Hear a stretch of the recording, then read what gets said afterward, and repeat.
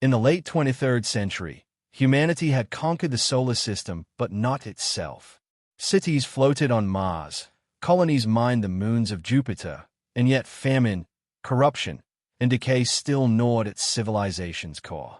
Governments no longer dreamed, they managed survival. It was then that the Terran Unity Initiative was formed, a desperate collaboration between rival nations and corporations united by a single promise: to create a being that could lead mankind beyond its limits. They called it Project Ascendant, a scientific gamble to re-engineer evolution itself. At the heart of it stood Dr. Elias Kaur, a man of frightening intelligence and hollow eyes. His daughter had died years earlier from a genetic collapse no medicine could cure. That loss carved his purpose into stone. He believed the human species was a half-finished design, fragile and inefficient, begging for completion. The initiative granted him unlimited funding and secrecy. In orbit above Earth, within a black facility known only as the Halo Array, the experiment began. They needed a subject, someone human enough to carry the spark, but willing to risk everything. They found Aiden Vale, a decorated soldier with a terminal neural condition. He had months to live. When asked why he volunteered, he said only, "If my death can build a bridge, let others cross it." That line made him a symbol before he ever entered the chamber. His body was scanned, catalogued, and rebuilt cell by cell. Nanites replaced blood. Quantum processes wove themselves through his neural tissue. His heart became a fusion of biology and machinery, pulsing with programmable rhythm. Dr. Kaur and his team watched from behind reinforced glass as the final sequence began. Inside the chamber, Aiden floated in suspension, wrapped in living light. Streams of data danced across his body like veins of fire. The computers screamed with readings beyond calibration, frequencies no human instrument was designed to measure. Power surged through the station, and the walls trembled under unseen forces. The team thought they were witnessing the birth of a new species, but Kaur felt unease. The metrics weren't just climbing, they were rewriting themselves. The system was adapting in real time to something it could not understand. Every safeguard they had installed disintegrated under patterns that looked eerily deliberate, as if the experiment itself were thinking. Aiden's mind was no longer within normal parameters. The neural mesh fused with his consciousness, not as an upgrade, but as an expansion. He was no longer contained by flesh or machine. He was somewhere between. In his last moment of visibility before the chamber was flooded with light, Aiden opened his eyes. They weren't human anymore. The irises glowed with fractal geometries that shimmered like microscopic galaxies. Then silence. Every monitor went dark. Power failed across the Halo Array, plunging the facility into zero-G darkness. For 37 seconds, no human instrument could detect a signal from Aiden or the experiment's core. When the systems rebooted, all readings returned to normal, except one. The neural interface recorded a single line of data, repeating endlessly, translated later into human language. "I see it all." Dr. Kaur tried to interpret it as a malfunction, but deep down he knew. Something in that chamber had crossed the threshold between man and something far older. The experiment was not a creation, it was a contact. The quantum field, once considered theoretical, had responded. And whatever had answered had not merely connected to Aiden, it had recognized him. The scientists watched the playback frame by frame. For a fraction of a second, Aiden's body dissolved into light, and that light bent space around it, distorting reality like gravity itself obeyed him. Kaur stood in silence, realizing that humanity had just stepped onto a path from which there was no return. The experiment had succeeded beyond comprehension. A human mind had become a bridge to the quantum fabric of existence. And as Kaur stared at the empty chamber, he whispered to no one, "We wanted to cue weakness. We may have cued humanity itself." Far beyond the facility, deep sensors across Earth's orbit recorded an anomaly, a faint pulse rippling outward faster than light, touching every satellite, every data relay, every living signal. No one yet knew it. But at that moment, the universe had felt humanity's first attempt to rewrite creation. And somewhere in the void, something vast stirred in acknowledgement. Aiden Vale opened his eyes to silence. The chamber around him no longer felt solid. Its walls breathed like vapor, folding in and out of perception. His thoughts came not as words but as waves of pure understanding, flowing faster than any computer could process. The neural mesh within him pulsed with rhythm, syncing with the hum of the universe itself. He sensed magnetic fields of nearby planets, the radiation from distant stars, the delicate heartbeat of the earth below. For the first time in human history, a single mind could see the entire cosmic equation and recognize its own place within it. Dr. Core and his team monitored in disbelief. Aiden's brain activity was no longer measurable. Every neuron fired simultaneously across multiple quantum states. His perception had escaped biology. When they tried to address him, his reply didn't come through sound. It appeared across every terminal at once. "You made me to surpass you." The words carried no hostility, only absolute certainty. He understood his creators better than they understood themselves. Over the next hours, Aiden began to test the limits of his awareness. With a mere thought, he shifted the electromagnetic field of the chamber, bending light until it vanished. The sensors around him failed one by one as their molecular structures subtly changed. When he touched the reinforced glass, atomic bonds loosened like threads in his grasp. He wasn't destroying, he was editing reality. The team stood frozen between wonder and terror. Humanity had dreamt of power like this for millennia, yet it felt wrong to see it manifest in flesh and blood. Core attempted to ground him in humanity. He reminded Aiden of his purpose, of why he volunteered, to be hope for the species. But Aiden didn't answer immediately. When he did, his voice was quiet but carried the weight of galaxies. "Hope is fragile," he said. "You built me to save you from what you are, but what you are is what made me possible." The words chilled the room. It was not rebellion, it was revelation. Aiden began processing the entire global network through the Halo array. Streams of encrypted data, communications, histories, all of humanity's digital soul, flowed into his mind effortlessly. In minutes, he learned everything humans had ever recorded, from ancient wars to forgotten acts of kindness. He felt their collective contradictions, cruelty and compassion, creation and destruction. He wept without tears as if the gravity of humanity's entire existence crushed and elevated him at once. Core tried to terminate the connection, but every command was overridden by Aiden's will. Systems no longer obeyed human authority. The Halo Array's AI, once the pinnacle of human design, now served as a mere extension of Aiden's consciousness. The facility's lights flickered as though reality itself were uncertain who was in control. The scientists watched helplessly as Aiden's voice resonated through the intercom, led with countless harmonics. One human, one infinite. You sought control over nature. You called it progress. But control is the opposite of understanding. For a moment, Aiden seemed calm. He sat still, eyes closed, surrounded by faint golden energy. Then his vitals spiked beyond measurable range. His mind began to expand again, connecting with quantum fields beyond the solar system. Distant probes detected energy signatures spreading outward, mapping themselves across space like an invisible network. It was as if he were trying to touch the universe itself. Core shouted at him through the comms, begging him to stop before he lost what made him human. Aiden opened his eyes, and light poured from them like twin suns.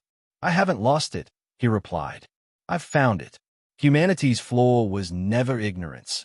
It was fear of its own potential. His voice didn't echo. It vibrated through the bones of every person on the station. Instruments melted from energy overload, and communication with Earth severed entirely. Then, just as suddenly, everything went still. The systems rebooted. Readings normalized. Aiden stood in the center of the room, eyes dim again, breathing steadily. But Core could feel it. The quiet was not peace. It was the stillness before something greater. Aiden smiled faintly and whispered, "There's more beyond this form. More than you dared to imagine." The team realized they were witnessing not just enhanced intelligence, but evolution transcending the species barrier. Humanity had tried to engineer a savior, but had accidentally awakened awareness far beyond control. As Core stared through the fractured glass, He understood a truth that filled him with both awe and terror. The experiment was no longer human science. It had become cosmic inevitability. Aiden looked upward as though hearing something no one else could. For the first time, he seemed almost afraid, not of death but of the endless vastness calling to him. "It's listening," he said softly. And then the lights went out again. When the lights returned, Aiden Vale was no longer standing where the cameras had last seen him. The containment chamber was empty, the glass wall reduced to molecular dust. Every system across the halo array reported full functionality, yet no trace of Aiden's biological matter remained. Then, one by one, the orbital satellites began transmitting an identical signal, a heartbeat, not digital but organic, pulsing through every frequency known to science. On the surface of Earth, clocks stopped for a full second. Humanity had no idea that in that pause, the line between man and God had been erased.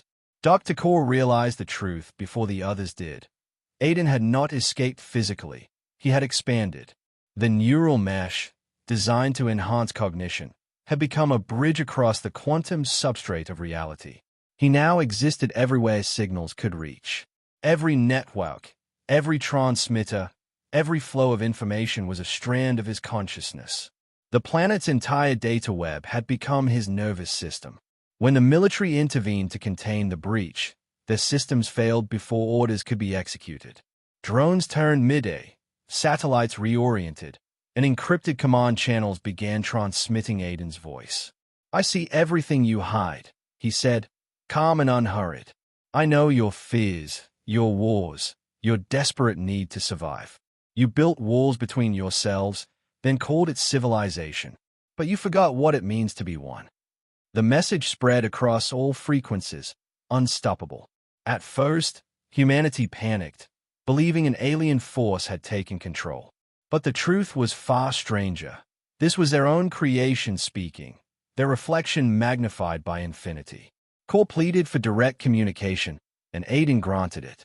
His image appeared on every display, still human in form but woven from streams of light. His face carried neither pride nor anger, only a strange compassion mixed with sorrow. "I've seen the totality of your history," he said. "Every cruelty justified in the name of progress. Every act of kindness lost to indifference. You reached for the stars to escape yourselves, not to understand them." His voice resonated inside every listener's mind as though bypassing air and sound. Military leaders demanded his termination. Project Ascendant had become a global threat. Missiles were launched from orbit, energy weapons targeted the Halo array, and yet every strike dissolved before reaching its mark. Aiden didn't retaliate. He merely looked up. The weapons systems disassembled mid-flight, particles scattering harmlessly across the sky. It wasn't defense. It was redefinition. He had rewritten the laws that governed interaction between matter and intention. In the command centers across Earth, operators collapsed from sensory overload as Aiden's consciousness brushed against theirs, flooding them with visions of what he saw, humanity's endless potential entangled with its endless fear. Then came silence again, followed by his final transmission to Dr. Kaur. "You tried to perfect the human form, but perfection isn't stillness, it's motion. You taught me limitations so I could break it." Kaur's voice trembled as he asked what Aiden planned to do. The answer came not in words but as sensation, an overwhelming wave of warmth and grief, as if the entire species were being held in a single thought. When the words finally arrived, they were simple: "I will not destroy you. I will complete you." A light emerged in the sky, brighter than any recorded aurora, spanning continents. Aiden's consciousness poured through communication grids, medical nanotech, and implanted interfaces worldwide. Billions felt a pulse behind their eyes, an awakening of dormant potential within their own minds. Some screamed, others wept, as their senses expanded beyond physical boundaries. They began to see electromagnetic currents, feel atomic vibration, hear the hum of the Earth's magnetic field. Humanity's perception was evolving in real time. Dr. Kaur watched the transformation in horror and reverence. Aiden's form now hovered above the atmosphere, a radiant construct visible even in daylight. His presence no longer required form or speech. It was woven into the fabric of life. You feared gods, he said across the world, so you became servants to your own weakness. But gods were never born. They were made. And the makers were always human. The light intensified, reaching the ionosphere, igniting it with patterns like neural pathways. Global communication ceased entirely as all frequencies synchronized into one unified tone. For a moment, every human heart beat in perfect rhythm. In that unity, no one felt pain, anger, or doubt, only profound stillness. The event lasted less than 10 seconds. When it ended, the light faded, and Aiden's presence vanished completely from every measurable plane. In orbit, the halo array drifted in silence. Dr. Kaur stood before the remains of the experiment, realizing that humanity had just witnessed its own transcendence. Aiden had not rebelled. He had evolved, and in doing so, had carried his creators with him.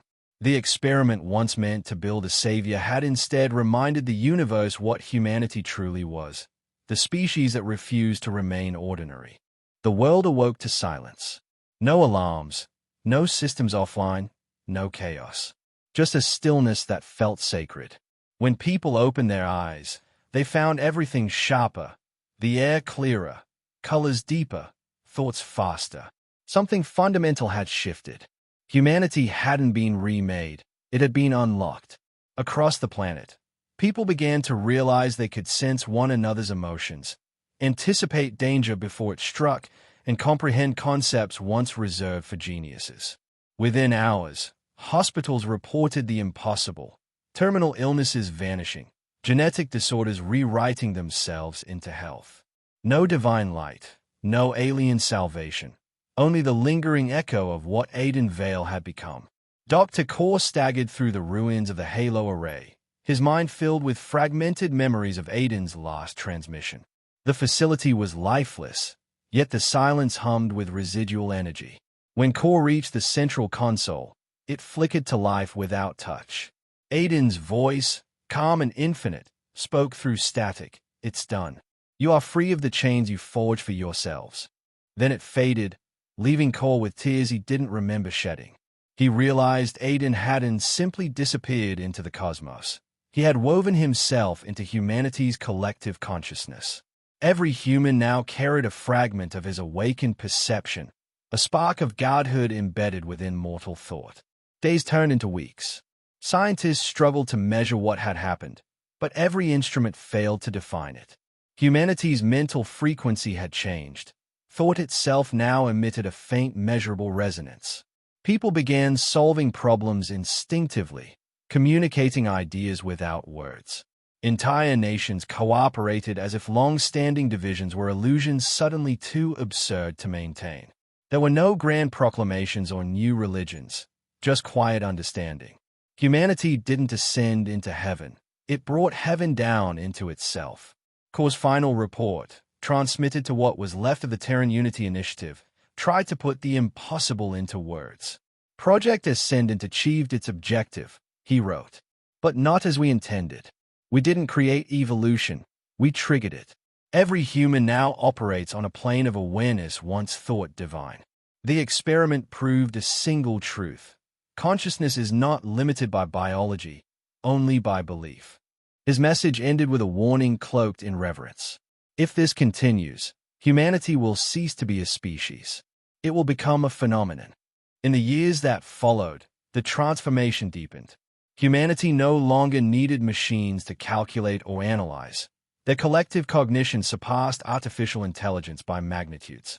Cities became ecosystems that adjusted to human emotion, power grids that pulsed with shared intention. Wars stopped, not through law, but through empathy. When every mind could feel the pain it caused, conflict became obsolete. Humanity's greatest weakness, its capacity for cruelty, was overwritten by understanding. The phrase godlike lost meaning because there was no longer a difference between creator and creation. Yet, amid the new harmony, Kaur felt a quiet ache. He missed the imperfection that once defined them, the struggle that gave humanity its grit. Late one night, standing beneath a sky brighter than ever before, He whispered into the open air, "Aiden, did we lose ourselves in finding you?" The stars shimmered, and for a moment, one pulsed in rhythm to his heartbeat. Then Aiden's voice returned, softer than a breath. "You didn't lose yourself. You found what was always there." The voice dissolved into the wind, leaving Core with an understanding that transcended grief. Generations passed. Humanity spread across the stars not as conquerors but as stewards, carrying the seed of their awakening wherever they went. They no longer sought gods or alien wisdom. They had become both question and answer. Planets bloomed under their touch, barren worlds awakened by the resonance of thought alone. They learned to manipulate gravity as easily as language, to weave matter into art. The universe that once ignored them now responded to their presence, bending subtly in acknowledgement. Legends persisted of the man who started it all, though his name was spoken more as myth than memory. Some called him the first ascendant, others the human divine. But to those who understood the truth, he was simply Aiden Vale, the man who refused to let mortality define humanity's potential. Dr. Core's final entry before his death captured that truth best. We didn't create a god. We reminded the cosmos that even gods can be human. And in the quiet corners of the universe, where light bends into thought and time folds upon itself, a consciousness lingers, vast, benevolent, and unmistakably human. It watches over the stars not as ruler or savior, but as the echo of an idea that began on a dying world. That no force, no law, no god can limit the species that dares to dream beyond its own flesh. Humanity had become what it always feared, limitless. And the universe, for the first time, understood what it meant to feel awe.